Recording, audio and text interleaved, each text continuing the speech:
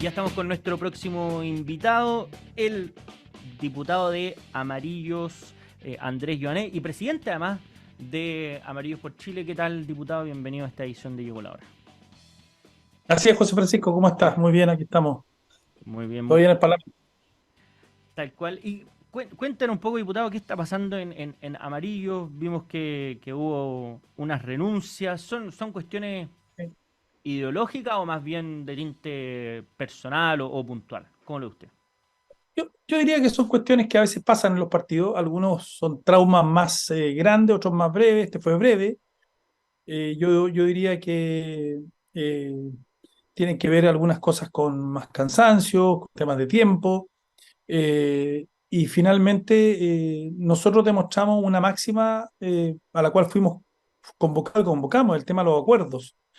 Eh, es una pequeña crisis, no voy a negarlo, es una pequeña crisis, pero no es una crisis estructural, ideológica, porque de verdad, a ver, nosotros, este no es un tema fácil. Mm. Cuando uno entra a un partido que ya está consolidado, que lleva muchos años, es distinto, porque entra en una dinámica, en una estructura, con problemas, pero la ventaja es que estás en un lugar donde tienes una estructura nacional. Nosotros estamos construyendo todo. Nos hemos constituido ya en 4 regiones. De hecho, en esas 4 regiones somos el segundo, si no el primer partido en términos de militantes. Nuestro promedio de militantes además muy joven, un promedio de 28 años, 26, 28 años nuestro promedio de militantes jóvenes. Eh, entonces, es un partido además que tiene que hacer mucho, porque además tenemos que constituirnos en las tres más grandes, que es Biobío, Valparaíso y Santiago.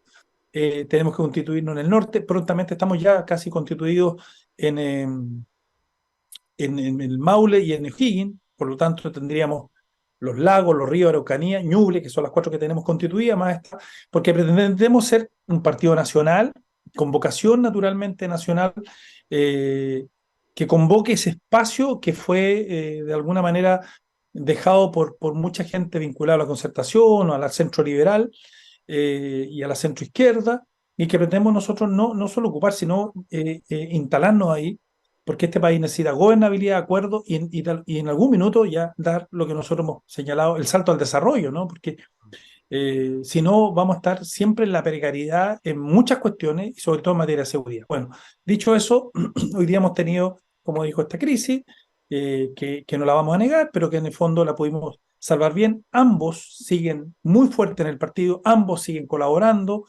pero naturalmente desde otro frente. Sergio Mico es una persona que tiene una vasta trayectoria no solo en materia de derechos humanos, sino también desde el punto de vista de las ideas, es profesor de la Universidad de Chile y por tanto él va a seguir en la formación de jóvenes, contribuyendo al debate de ideas. ¿Para qué decir Sergio Solís, un hombre fundamental, que ha sido fundamental en la inscripción del partido, lo del 4 de septiembre, que vamos a cumplir ahora ya un año, va a seguir naturalmente y sigue colaborando en lo que es el trabajo de inscripción, de estructurar y todo el apoyo al partido. Entonces, aquí lo importante, nadie es más importante que el partido hoy día, y obviamente nadie es más importante que Chile en este caso, pero por tanto todos ponemos de repente lo que tenemos, nuestro capital político en favor del partido. Eso es lo que ha ocurrido, así que seguimos trabajando. Yo he asumido esta tarea que no es fácil, porque yo soy un diputado de distrito, que le gusta ir a la región, que está trabajando, etcétera, entendiendo que tenemos que sacar esto adelante y tenemos tareas muy concretas, muy complejas en las próximas semanas y meses. Y ahí, desde el punto de vista de la proyección o de lo que viene, porque en paralelo estamos con una discusión constitucional donde uno de los grandes temas ha sido la reconfiguración del sistema político y ahí hay algunas normas que le van a poner algunos requisitos a los partidos. Hace pocos días conversé con el presidente de la democracia cristiana, Alberto Undurraga, y él mencionaba como a propósito de las alianzas que quieren construir, pero él está mirando más desde la democracia cristiana hacia la izquierda, en vez de un sector que usted dice que está abandonado, que abandonó de hecho la ex concertación. Entonces, ¿cómo se va a dar esa configuración o esa disputa por un espacio que fue tan importante para Chile? Yo creo que ese espacio sigue estando ahí. sigue estando ahí y nosotros pretendemos naturalmente consolidarnos en ese espacio en el tiempo. No vamos a entrar en la cuestión netamente coyuntural, del momento, o que sea muy, eh, que sea muy reluciente en ese minuto y que sea muy atractiva y uno se mete en esos discursos fáciles y a veces demagógicos, sino que vamos a entrar en las cuestiones de fondo para en el tiempo consolidarnos ahí y consolidar un partido de mayorías. Nosotros aspiramos a hacer. Eso no va a ocurrir mañana. Eso es imposible que ocurra mañana. Pero para eso hay que ser valiente. Porque alguien me dice, ¿tú eres el único diputado? Sí, yo podría ser diputado de un partido grande, etcétera, pero la verdad, yo soy diputado del partido que creo en esa idea y creo que nosotros vamos a construir ese espacio para que mucha gente adhiera y otros apoyen a este espacio, como fue durante el plebiscito pasado del proceso constitucional anterior. No hay que olvidarse que previo, digamos, que durante ese año salvo los últimos meses, comenzó a mostrarse que efectivamente había la posibilidad que se rechazara el proyecto constitucional anterior, pero nosotros desde un primer momento empezamos justamente a poner las luces amarillas y a decir que este proceso venía mal y fuimos absolutamente denostados, descalificados, nos dijeron de todo, o sea, y finalmente estábamos en el lado correcto de la historia, pero fuimos valientes. Después, cuando vino todo el proceso constitucional, que nos querían dejar afuera, entramos a la mesa y desde ahí construimos nosotros una propuesta de acuerdo y logramos nosotros juntar a las partes, pero además dijimos que el Consejo de Expertos era muy necesario y por Dios, mira lo que es necesario que hoy día, pero también nos dijeron de todo. Me recuerdo a quien yo le tengo aprecio, pero me recuerdo a la ministra Interior en un programa de televisión, poco menos dijo, ¿quiénes son los amarillos? ¿Qué se creen que ellos van a venir a decir cómo tiene que ser el proceso constitucional? Bueno, nosotros teníamos una cosa y tenemos una cosa que se llama moral política. La moral política tiene que ver con aquellas cuestiones que algunos actores políticos o instituciones políticas se juegan en momentos difíciles, en contra de todo, pero con convicciones. Y eso es lo que hemos hecho. Y por tanto, en el tiempo futuro, nosotros vamos a seguir inscribiendo este partido en todas partes, buscando ahora candidatos a concejales, buenos candidatos a concejales y alcaldes, y vamos a tener también seguramente candidatos a gobernadores, y vamos a tratar de llegar a acuerdos con un centro amplio y eso es lo que vamos a definir también en los próximos meses del punto de vista de un congreso ideológico o de un encuentro, porque nosotros tenemos, como digo, que renovar directiva de aquí a fin de año, lo que se llama el encuentro nacional. Tenemos también el objetivo de inscribir el partido, pero fundamental tenemos un objetivo muy importante, que es que se apruebe el nuevo texto constitucional. Y para eso vamos a trabajar arduamente las próximas semanas. Tocaremos todas las puertas que haya que tocar para poner acuerdo, para que todos los partidos pongan su capital político adelante, para que se apruebe esta nueva constitución, porque lo que no resistimos, y eso es lo que hay que ser serio hoy día, es seguir hoy día con esta constitución que nos divide, que nos va a seguir dividiendo y que además va a ser eh, un poco para algunos la excusa para seguir vinculado, digamos, con el pasado. Y yo creo que Chile también tiene que en algún minuto empezar a mirar al futuro y creo que Amarillo está en eso.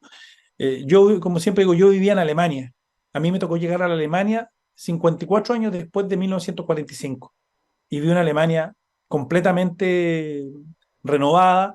Me tocó llegar a una Alemania que 8 años antes, o perdón, 7 años antes había hecho la unificación y no tenían querellas entre ellos. Ya habían resuelto los problemas. Entonces, yo creo que es tiempo también que nosotros resolvamos los problemas con el pasado y que las futuras generaciones no sigan distanciándose fundamentalmente por temas históricos que fueron dolorosos, que fueron importantes, pero Chile, después de 50 años, también tiene que dar un paso para adelante. Bueno, es un punto bien importante y además como la posibilidad de políticamente que el sistema político en general salga de la lógica del plebiscito del 88, ¿verdad? Que parecía que lo que agrupaba Sí, era el sí y el no, y en verdad han pasado tantas generaciones, entre otras que ya están en política activa, que quizás se sí. puede construir hoy día otro hito. Y a propósito de eso mismo, del proceso constitucional, ustedes nuevamente levantaron una alerta. Obviamente no es la misma alerta que el proceso constitucional anterior Sí. porque todavía no hay normas redactadas, pero se hace un emplazamiento a la mayoría. Pero yo le quiero preguntar cómo está viendo al oficialismo en esto, y lo digo por lo siguiente, porque el Partido Comunista en particular ya ha dicho que no le está gustando este proceso. En muy poco probable, en mi opinión, que el oficialismo se divida en esta materia. Y hay una invitación, que es la invitación como constitución en general, a que concurran todas las fuerzas políticas democráticas. Pero no estamos avanzando hacia un escenario que probablemente gran parte del oficialismo no va a concurrir, entre otras cosas, porque el proyecto que quieren, las enmiendas que han presentado incluso, se parecen más a la convención que fue rechazada que a lo que hoy día pareciera que va a salir. ¿Cómo ve esa encrucijada que hoy día está tanto el presidente como la fuerza oficialista? Bueno, lo que yo y nosotros como amarillo hemos señalado permanentemente. Primero, nadie puede pretender que una constitución va a ser como un sector de la sociedad o de la esfera pública ideológica, de un sector de la esfera pública ideológica, la va a querer, porque la constitución tiene que representar la diversidad del país. Los mínimos comunes que se llaman, tiene que representar el sentido común, tiene que representar, digamos, por eso el tema del centro, ¿no? Y por eso las constituciones son centristas. En ese sentido, nadie puede pretender que una constitución va a ser para un solo partido o de un solo partido o de un solo movimiento.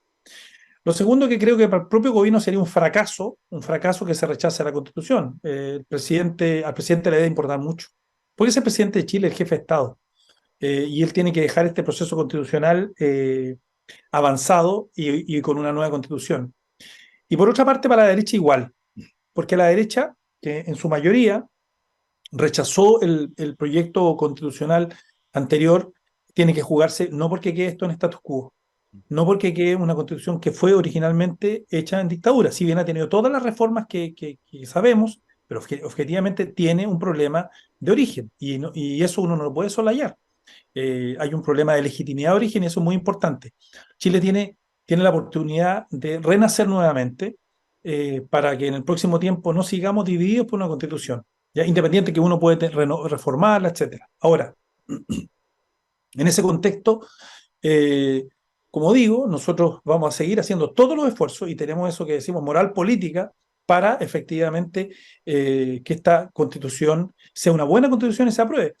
Y aquellas cosas que sean perfectibles las vamos a mejorar, naturalmente, en el Parlamento, donde efectivamente están representadas todas las fuerzas hoy día de la sociedad, que mañana pueden cambiar la mayoría, etcétera. Y por eso uno tiene siempre que tratar de hacer cosas sensatas, para que no venga otro y haga un cambio drástico y viene otro y hace otro cambio drástico. No, uno tiene que pensar en una constitución también que le ayude al país a desarrollarse social y económicamente. Si en el fondo las constituciones ponen este acuerdo social, político, que hacemos para que las sociedades se desarrollen en todo su sentido integral. Y ahí, yendo a lo que ha pasado los últimos días, ayer se estuvo tramitando en la Cámara de Diputados la ley de usurpaciones. Usted ha tenido un rol muy activo en denunciar además ese problema que ocurre en la Araucanía, la región que usted representa. ¿Cómo está viendo esa discusión, el anuncio del gobierno de decidir no promulgar la ley como está hasta ahora? Falta ver qué va a pasar en el Senado. ¿Cómo ve ese punto? Bueno, lo primero que hay avances, objetivo. Ya no va a ser una falta, va a ser un delito, y eso es muy importante. Segundo, que la flagrancia va a ser permanente, vale decir, el delito no es de 12 a 24 horas, sino que es permanente en cualquier momento. Eh, lo tercero es que hoy día este tema no solamente va a ser una cuestión netamente de los predios, sino que tiene que ver con toda propiedad, ¿ya? Y estamos hablando de casa, de terreno. Lo cuarto que yo en eso sí coincido con el gobierno es que no podemos, tenemos que llegar al catastro de campamento del año 2024. ¿Por qué al 2024? Porque el catastro que tenemos hoy día es al 2022. Si paramos hoy día, se imagina mandar a los carabineros a sacar hoy día a los digamos, terrenos que están tomados efectivamente. Eso terminaría muy mal. Aquí también tenemos que ser responsables políticamente. Entonces tenemos que tener un proceso. Y el 2024 se termina esto, nunca más, respecto de los campamentos. Entonces, yo creo que ahí tanto la derecha, la oposición, tiene que darse ahí a la razón y el gobierno darse a la razón respecto también de que no se pueden permitir más las usurpaciones en el sur y que tenemos que inmediatamente desalojarlas. Yo no sé por qué no están desalojadas. En la Araucanía hay cerca de 1.000 predios tomados. No estamos hablando de fundos. Habrá alguno, uno, si es que. Pero estamos hablando de pequeñas parcelas de 1 hectárea, 2 hectáreas, 5 hectáreas, que son de gente de mucho esfuerzo, ¿no?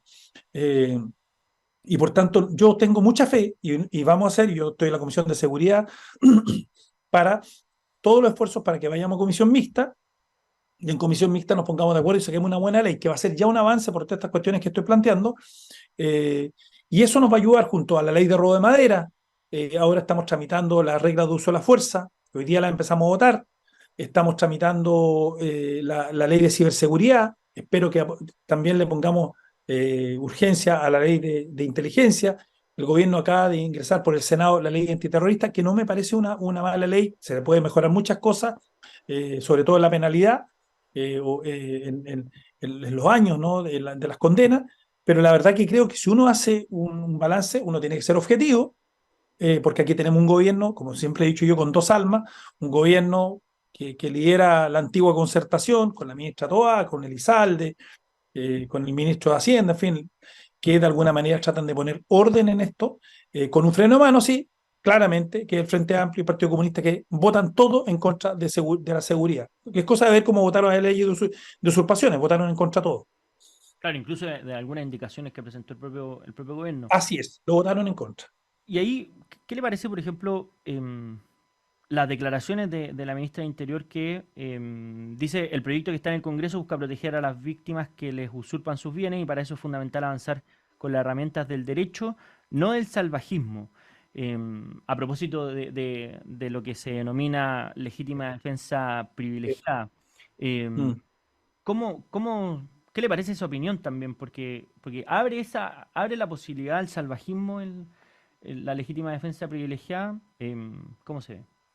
No es que el salvajismo lo tenemos en la Araucanía. O sea, por favor, esta última semana han quemado cabañas como han querido en el lago Analalco, en Arauco, y ahí no hay ninguna protección del Estado. Hoy día, la semana pasada tuvimos 8 horas de enfrentamiento en el sector de Temucuicui. ¿Qué es lo que hay ahí? Hay Estado de Derecho.